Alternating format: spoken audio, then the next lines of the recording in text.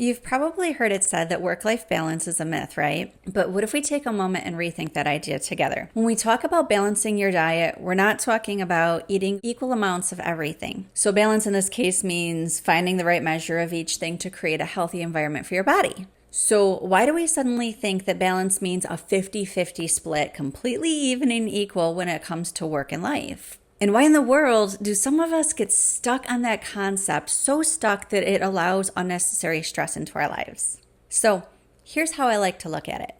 Work-life balance isn't about dividing your time equally between work and personal life.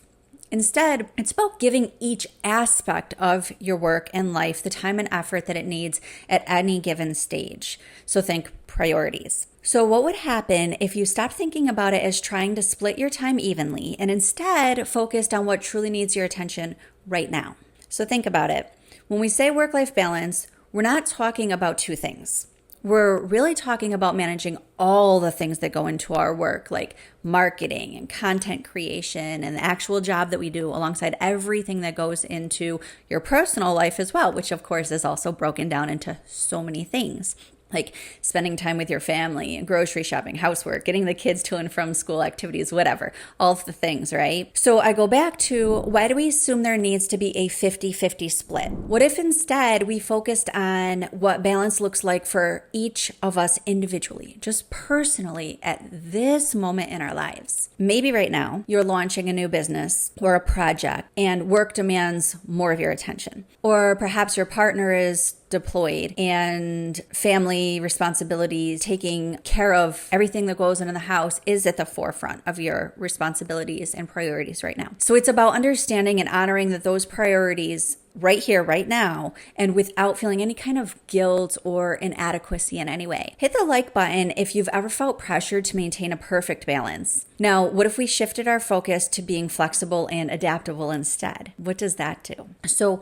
one approach is to challenge our existing assumptions. So often we get stuck in our routines and traditional ways of thinking. We believe that there's only one way to achieve balance, or anything really. So what if we approach this with a more flexible mindset? So instead of rigidly dividing our time, we can fluidly adjust based on what's most important right now. How often do you reassess your priorities and adjust your schedule accordingly? Something to think about. So ask yourself, what are the non-negotiables in your work and your personal life and all that goes into that, right now? And how can you allocate your time and energy to honor those priorities while also leaving the appropriate amount of time or room for lower priority items that still need to be fit in there, right? And what does a balanced day or week look like for you under this new thought process, considering your current stage of life and business for that matter? Now, it's important to stay curious and open to new information. So experiment with different routines and schedules and observe what works and what doesn't. And don't be afraid to make the adjustments. Let me know in the comments what small changes that you can make today to better balance your work and personal life. Now, balance is fluid and ever changing. It's about understanding your current priorities and being flexible enough to adapt. We've talked about that, right? Don't forget to give yourself grace and recognize that you are doing the best that you can for what you have in this moment.